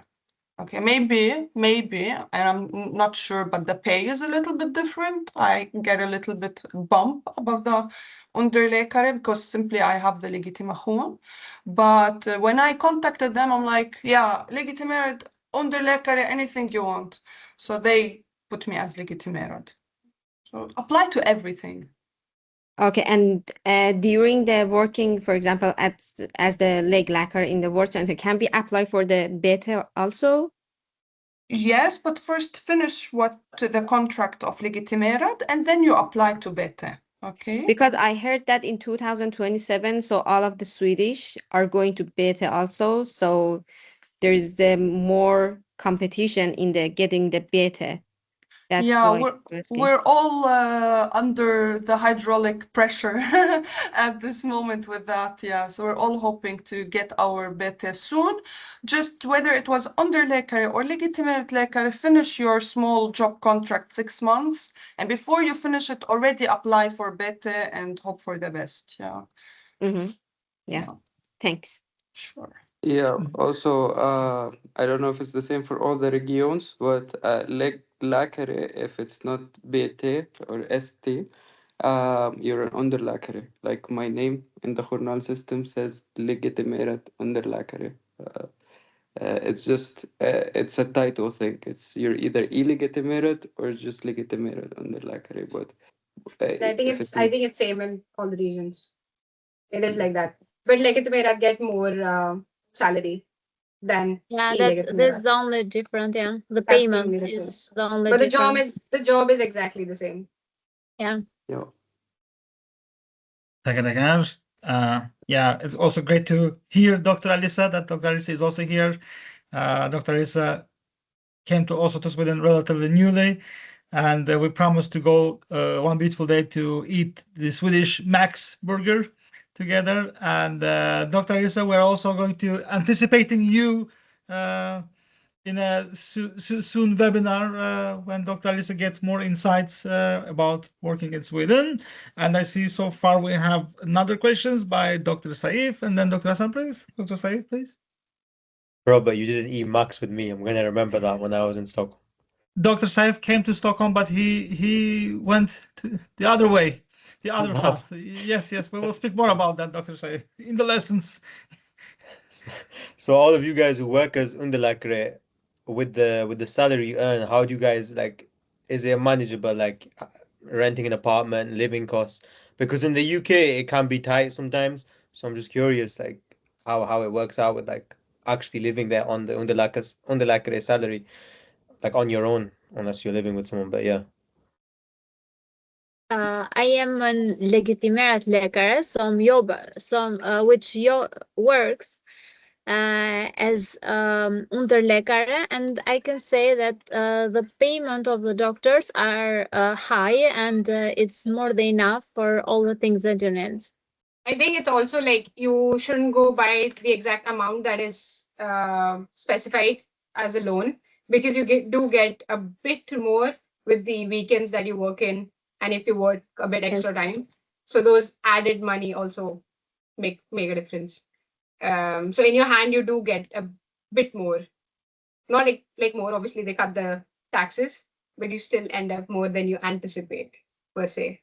Yeah, I have friends that work in the NHS actually, and I live very comfortably here in comparison to them. So yeah, it's a very attractive salary, I have to say. Yeah, The NHS slander was not necessary. It was unnecessary, but okay. Thank you. Taka. But also I would like to say, like, when you guys are applying for the regions, right, it makes a difference where you get the job. So the more north you get to go, the better the salary. Region Skåne is by far the poorest, and if you spread out a bit more, if you go a bit north, it's much better. A lot of like severe application that I got, like, unfortunate, we are not going to go forward with your application. They gave me a reason that we don't have money to get more doctors. So they're like that poor in that point of view. So the same job, I get paid less than other regions. I was offered a job in a different region, so Region Kronoberg in Växjö, and they had they had 39 at that point, and I was getting 35 from the job that I am in right now. I just chose to do this one depending on the department I wanted to work in. But depending on the region, also you get different salaries. So like, do your research. There are websites that actually tell you clearly every job position that and what salary they get and what region that is. Which website is it, Robert? It's not Hitta, but in the website that you can check everyone's salary. Ratsit? That's it? Is it? There's Ratsit. There's Yeah, a page. that's it. Yeah, Ratsit. You sort of give a small amount of money and you can see everyone's salary. And I think it's really important to know the salary of which region that you're going in and which job you're getting, because they always ask you for the salary. Obviously, we'll say yes to anything, but it's nice to know. Depending on the region. Skåne is very poor. It's just highly populated. They don't have a lot of places. They give shitty salary. And the municipality tax is also higher in Skåne. Yeah. Especially Malmö. Yeah. Yeah. And we can hear that Dr. Somana is indeed an expert in being from Skåne. Her beautiful Skånic accent, which I'm very impressed, by the way, Dr. Somana, that how you were able to embrace it. I couldn't. I got my visa on Thursday. Congratulations! Thank because you. And did you get an answer? I mean, from they sent to Skatteverket for my samordningsnummer, so I'm waiting for them to send me the kalasi.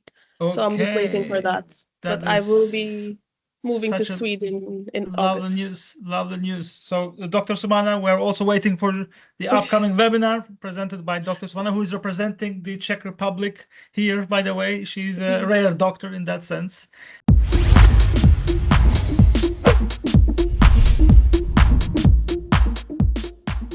Absolutely. And we had Dr. Hassan, please, had a question, please. Yeah, I just have two quick questions. The first question is, I've seen a lot of from friends in Sweden. You know, allmän medicine is quite there's a lot of shortage for that, and a lot of allmän medicine programs are offering BT integrated with ST with like an Underläkare period. Would you guys say if someone does want to get into allmän medicine, I'm not 100% sure, but would you guys recommend that route where I think they give you a trial period of like 6 months? If they like you, they keep you on board and you do your BT ST together, from what I've gathered from friends. So that's my first question, and then I can maybe ask the second one after, because it's unrelated. So this is the situation that I'm in, and I'm personally not so sure if I want to go through it. I'm in a very nice vårdcentral, and they do offer integrated BT-ST. My contract ends in 6 months, you know, the first contract. But from what I heard from my other new colleague who came same like me, they told her that we cannot just start you with the integrated BT-ST really soon in November. You need to wait for spring because we already have STs that haven't graduated yet. Okay, so you gotta wait for an availability within the clinic itself. So it is an option. Many people are doing it. It's lovely, calm, you learn a lot. But there is the consideration of what if I get a bit earlier in the central one, the long one, instead of integrated. So if you're in a rush, maybe consider both. Yeah, understood. Like, as in, it could be a gamble if you don't get it by that time, and then you missed out on other BT opportunities. If that's what you're saying. Understood. Yeah. But I think you get that option also depending on, like, in other specialization as well, depending on the hospital. I am in the depending on the same region. situation. So I am in situation also, but I am in the surgery department. So I have to do 1 year Underläkare, in which 6 months I will work like double with another doctor. 6 months I will work as an Underläkare just by myself, and then I will start my bete, then my este, but it will not be 5 years because I have now a specialization. So it can be done, that thing, also in other departments, other specialties, not only in general medicine. And I believe that depends on the region, because from the website of Västmanland, they only offer integrated for Almen. All others, a full centralized BT. But maybe not. That's what the website says. It's like, again, depending on the hospital and the region. Yeah, probably more depending on the hospital than the region, because I didn't know that thing existed when I applied, and that was the Verksamhetschefer some said to me that we have even this possibility. If you want to continue, it's okay. If you don't want, you can stop wherever you want. So it depends on the hospitals. We have two Underläkares here. Me and Dr. Ismail, we're also in Västmanland. That's only integrated in the region. Alman's medicine. There is no surgery, nothing. I think our region has some specialties where they give integrated STBT. But again, like, it depends on the specialty, it depends on the hospital. So you have to, like, do your particular research about it.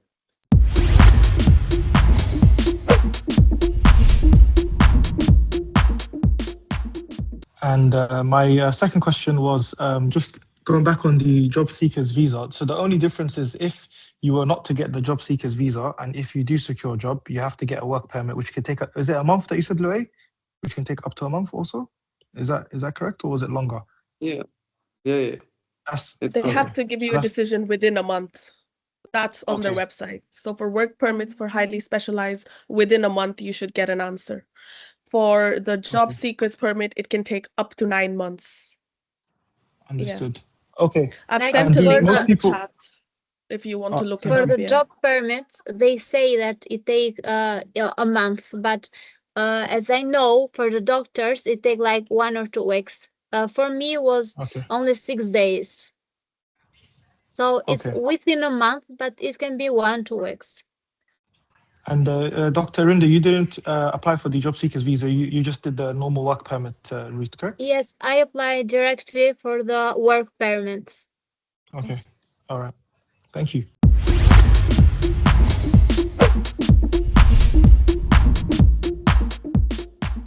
This is more of a general question, but now that you guys have moved out there, do you realistically see yourself staying in Sweden, or would you use this to go somewhere else now that it's like you're there and you've experienced it? Like, honestly speaking, would you stay there and practice for the rest of your working career? No, man, we're dipping out ASAP. Yeah, corrected. I don't know. I look forward to the freedom of getting that specialty. And then whenever I want to stay, I stay. Whenever I want to go back home, I go. So it's the utopia of, but it's beautiful. I mean, it's a good life, solid life. Can't complain. We need to take that burger. To convince me, yeah. Personally, like, I also enjoy, like, the work balance and the environment as well. I think it's really attractive. Life can be great here, honestly. In terms of, like, the financial aspect and how the system also sort of takes care of you, which is a huge benefit, which is not there in a lot of other countries. To think about it as to have a family here in such a country, it's a great benefit. Working as a doctor, you're sort of secured in a lot of ways. There's no like fluctuations in your job career per se. Once you start like working, once you start earning here, even as an Underläkare, you're getting a salary, and then you will specialize and you're still earning.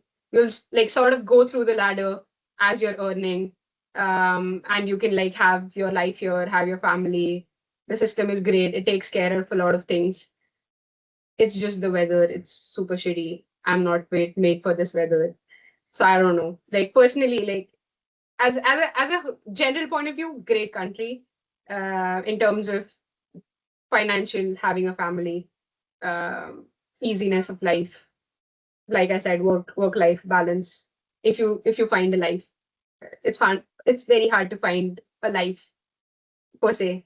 It's very hard to find a social point here. Like you guys will be coming from the UK. It's very different here. Completely different. It's so difficult to get friends. It's not so easy. Like I have a lot of friends from my university who went to the foundation program. All of them hang out after work. It's not a thing here. Like people, like it's my experience. I don't know if Loay and like Erinda and Elisa are like having a blast with their social life, but in my place, like everyone's really friendly, everyone's really nice, but like it's there. It's at work. After work, it's very tricky for them to change that boundary to have the professional go also to a social point of view, which is very easy in the UK. So all of my friends who are doing the foundation, they have like a great group of friends who are doing the foundation together, and they sort of like clicked. It also helps if you do the OTE here, because OTE is also sort of like a group of people who start OTE in a hospital, and they have a lot of utbildning, so like a lot of courses together, so you sort of bond in that way, so you'll get to know each other a bit better. But if you're working just as an outsider, you come and people are nice and everything, it takes time to build the social aspect. It takes time depending on the city you're in. If you're in Stockholm, a lot of things to do, a lot of places to be, a lot of things where you can engage yourself. If you're in a smaller city, things get even more difficult. So it's very personal per se. I'm just in general a more social person. I would like to meet more people. I would like to be around more people. But again, it's just my point of view. Guys, if Dr. Aakanksha says that she has problems to meet some people, you guys have zero chance. So that's not true, Robert. You're very social in as even you are very social. So then it makes it easier for the person in front of you to be like that. Yes, no. I mean that's Dr. Aakanksha. Thank you for taking this point, because I also speak about that in the courses about this aspect, and this aspect has nothing to do that we are not from Sweden per se. In general, there is that problem in Sweden with Swedish society. It's not a racist thing. It's not that you're not Swedish, so they won't talk to you. It's just them. They have, like Swedish people, they have their own set of friends from when they were small, and they just stay the same. And that's how it is. So it takes a lot of time for them to make new friends, and then for us to make new friends. So it just becomes like that sort of. I feel like it's a huge barrier here, especially compared to UK, where you guys would come from, or any other countries where there are more people. It was easier in college when we were in Poland as well. You meet a lot of people, you're in the same class, you're dying together, you're crying for classes together, exams together. So there's a different level of bonding. But workplace, it's a whole different space. And then people are nice at work, but then that's it. Then bye-bye. I'm going my way, you go your way. It's a bit like that. Exactly. And in Sweden, as Dr. Aakanksha said, if you have a life, what does it mean? That you know what you want. So if you are mature, and so in Sweden, nobody will bring you something on the plate, like here, that's entertainment. No, you have to kind of entertain yourself. You have to know what you like, what are your hobbies. And we spoke that Sweden is very association-based country where everyone is part of some kind of association, like union, and even Språkcafé, by the way, is also a sort of förening association, although very most of you don't want to be part of that, but that's another story. And I can also state that, by the way, yeah, I mean, even you guys who attend the classes, make sure that you guys keep the contact with each other, because as Dr. Aakanksha said, it's not that easy to make a new contact. And when you have already a natural made contact that you are in the classes in Språkcafé, preserve it, because there is no other way of getting to know people. That's basically how you do meet people in Sweden in some context. There is no such a thing that, you know, you will randomly meet someone in the street. That doesn't happen simply. And Dr. Muhammad, that question, please. Hi. So I want to ask, what kind of visa do you take when you go for Kunskapsprovet and the theoretical part and also the practical part? And what can we do, I mean, before getting the legitimation? Can we work as observership, or is there something we can do to get into the system? I don't know about Kunskapsprovet and stuff. I always had visa-free access to Sweden, so. Okay, so Dr. Samana got an alternative road to Sweden, so to say. No, but Dr. Mohammed, the Kunskapsprov, yeah, that non-EU pathway is, of course, different. But what you can do in general, of course, we will speak more about it.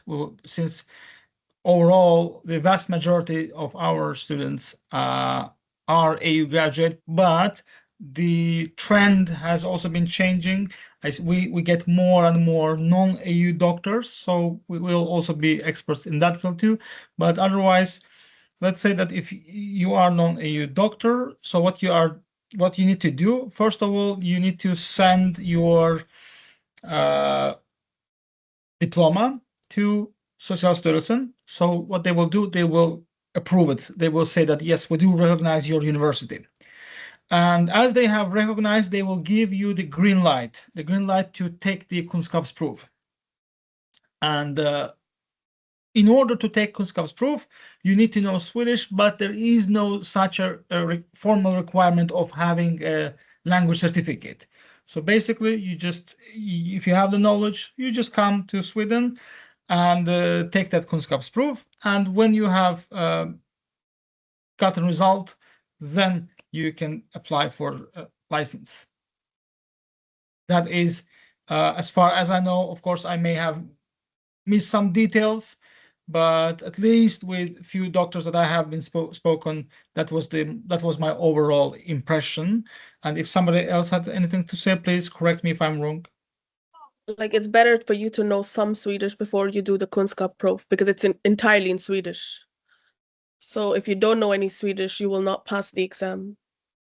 Yeah, I would also say, like, once you've reached to the point where you're being asked to do a Kunskapsprov, you do a Schengen visa. And you can come here, apply. No one's gonna ask you in Socialstyrelsen to show what type of visa did you enter on. This is just to enter Sweden. You can apply for a normal Schengen, like tourist visa. And yeah, you can come to the Kunskapsprov here. As for Oskultation, which is basically observerships that you were talking about, I think there is virtually no chance unless you know someone in Sweden with good links to like let you in and do an observership. Unfortunately, that's how it is. When I was really desperate, I started saying basically I'll do Oskultation for free. Just bring me in Sweden. And the answer was always like, we don't have enough personnel basically to like take care of you in the observership. I've emailed like at least 30 or 40 hospitals as like my last line. And that was almost always the same answer, that they don't have enough overlackers or consultants to take care of you during your skuldtation.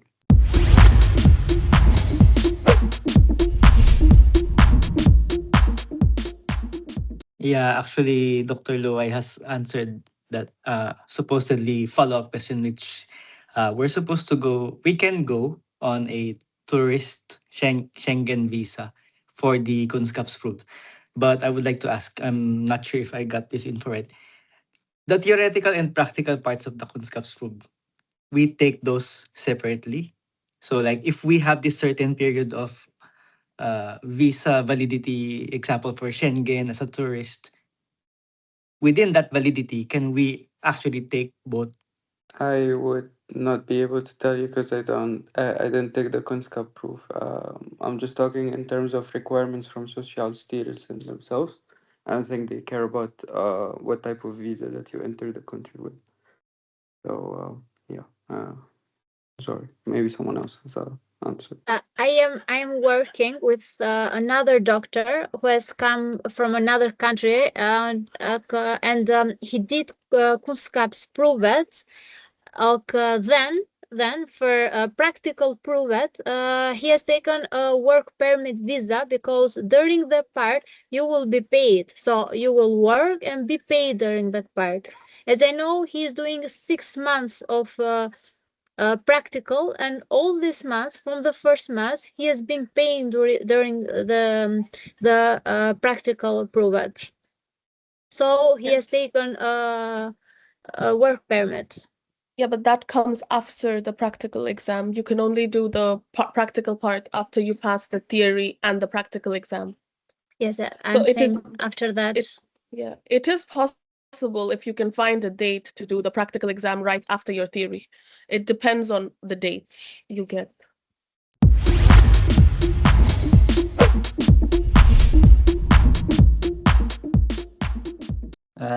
So first of all, thank you very much for the advice and information. I think my question is related to work sort of like environment, specifically sort of like the relationship dynamic with your work colleagues. Because like here in the UK, the work-life balance is kind of hectic. So it's nice to have like a colleague who you can like banter with. So I just want to know, what is it like, with working with Swedish colleagues? Do they banter, or is it like strictly sort of like a professional relationship? Well, I am new in Sweden. Okay, that's okay. But till now, I am happy with all the relationship within the hospital. We have Vardags room in our department, and we stay that all together. We eat together, we drink together, we take our fika together. So even if we are developed in other specialties, because here all the surgeons are together, so at one point you will meet each other, and when we meet, we have a fika or a coffee or something. So till now, I am happy with all the life here. And I have also there is a German doctor, a German surgeon, and at one point I asked him, okay, that's normal for me to come in Sweden, because I come from Albania in Sweden, but you have come from Germany to Sweden. So what's the point? And he said that I have been paid a lot in Germany and a lot in Sweden. So it's not about the money, but it's about the life and the family. The possibilities that your family have here does not have in Germany. So here there is a more balanced life, work life and family life. Yeah, but like Robert said earlier, it definitely needs some effort. So if you're not extroverted, like prepare yourself. I got really lucky with outside the hospital. I know that needs time. I'm saying just within the hospital. I agree. Within the hospital, people are gonna be friendly with you super quickly. But inside the hospital, it's a situational friendship also. You do make friends that you might go on and like hang out with after work and stuff. It's not officially recommended. That's I know that. And it is said to me that you will make more friends like from other countries than from Sweden.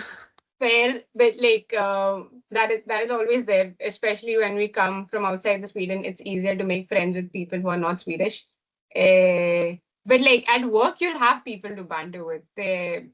As like in Sweden, there's no hierarchy per se, so even the nurses can be your friends, and it's like a lot of fun to work with people that you get along with.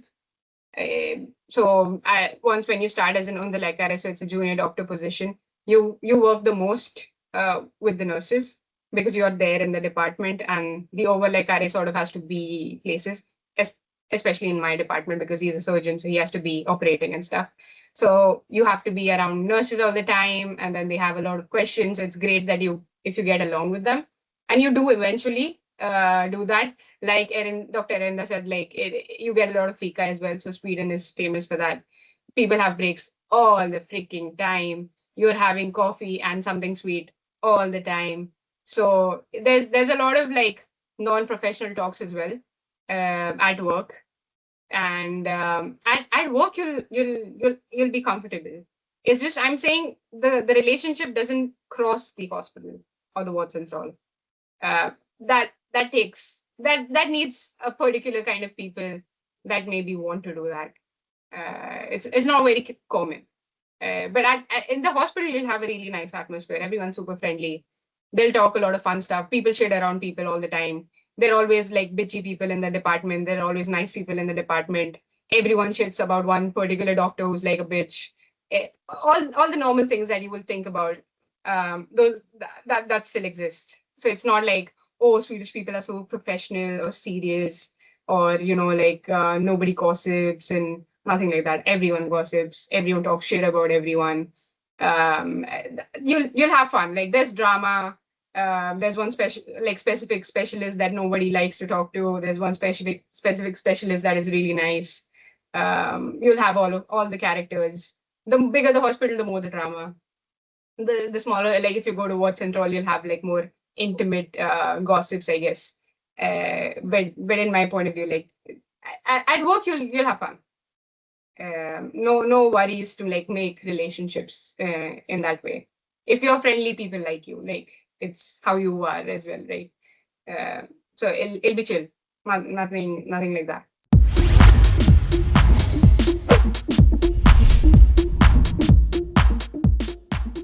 Thank you, Dr. Aisha. Dr. Aakanksha, that was really insightful, that part, because I do say some things at that course, Swedish for Professionals, which again, some of students are a bit shocked to hear, but it is honestly true, because you would think that Swedish people are so introvert and they don't talk to you, and that is like obviously there, but at the same time they also know a lot of things that are going on in the like environment. Like everyone would ask what you're doing in your weekends. Obviously UK is on another level. UK, like if you are saying hi, then you have to give your hi, how you doing, love, like what's how you feeling, and all those things. Like when I went to the UK, it was like a huge like I was like confused. Like if I was just giving an order at a cafe, he was asking like, are you right? I'm like, of course, like I'm just here for a cafe. Like, what do you mean? Like I was so confused. Because in Sweden it's like a bit more, okay, hello, hi, they're nice, but nobody expecting a long conversation after that. When the people you're meeting outside. But still, like I said, like Swedish people also gossip. There's also like shit talks about everyone. It's fun. It's fun. Thank you, Dr. Aakanksha. Yes. I hope Dr. Tamara do believe me now after this witnesses and all the other doctors who are attending the course. Let's see. Well, I think Dr. Saif had a question also, and then Dr. Aisha, please. It wasn't a question. It was just with everyone asking about the Schengen visas. I know a lot of people who have had the same issue. So what a lot of people do, depending on what country's passport you have, it's easier to get into the UK. And obviously we're not part of Schengen, so they're still local to Europe where they want to work. So they like come to the UK whilst they sort out their visas for Europe and then go back instead of going all the way back home. I just thought I'd say. But yeah, something people do that I know of. It's not easy to get a UK visa. Have you seen what the Home Office is doing? No, I haven't, Yeah, but I just know okay. people who have done it. It doesn't apply to me, but I know people who have done it. Maybe it's because they have connections or like people who can sponsor them, but I know people who do it. A lot of people. I have to say that today we had heard so many UK accents that we have to soon make a new webinar. UK's go to Sweden. That is what it's going to be. And Dr. Aisha, please. Yes, I had a question for Dr. Erinda. You said you got the work permit after you got the job, but you didn't have the job seeking visa in Sweden, right? Yeah. Like you straight away went for the work permit. So was it a problem when you were like applying for jobs or like getting interviews? Was it a problem that you didn't have any like job seeking visa or like a visa to enter Sweden or like be in Sweden? It depends from the hospital, because first I had a hospital somewhere which was interested on me, say that okay, we need you, we will work with you, and then they said that well, we cannot work with you because we do not want to take care of your visa permit, so you find a way to come in Sweden. But then there was another hospital, which I'm working now, and they say that okay, we need you, and it's okay, and they did everything. Then the work permit, everything, they take care of that. So that depends on the hospital. All right. Okay. Yeah. Thank you.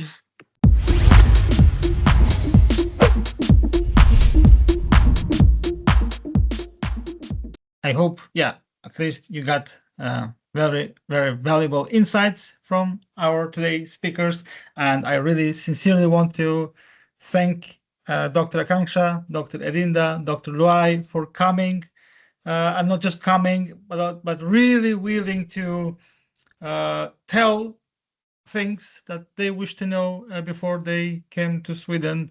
And also thank you very much for being part of our small yet community, our doctor community in Sweden, because you are the one who constitutes that community, right? Without you guys, there is no community. And also Dr. Aisha and everybody else who came here to listen and ask the questions to give a life to this community. And thank you guys for all the speakers and all you guys who've been here listening and also asking questions. Tusen tack. Thank you guys very much. And of course, that's not our last webinar. As I said, we try to make these webinars sometimes, once in 2-3 months to see what different doctors have to share. Sometimes things are changing and you doctors have different pathways. Some of them are similar, some of them completely different. And we know that there is EU path way, there is non-EU pathway, and then there is UK pathway, which is also very peculiar. So we do look forward for the webinar. UK doctors go to Sweden, that's for sure. That is for sure. Yes, if you guys have no questions, thank you very much once more, and hopefully see you in Språk Café and in our SFM course. And if you have any questions, you can always write an email. We don't have all the answers, but surely we can always find the answer from some of our doctors. Thank you very much, guys. Thank you very much for this lovely webinar. Tusen tack. Thank you. Hej då. Thanks. Thank you. Thank you very much. Hej då allihopa. Tack så mycket. Hej då. Hej då. Hej då. Bye bye. Hej då.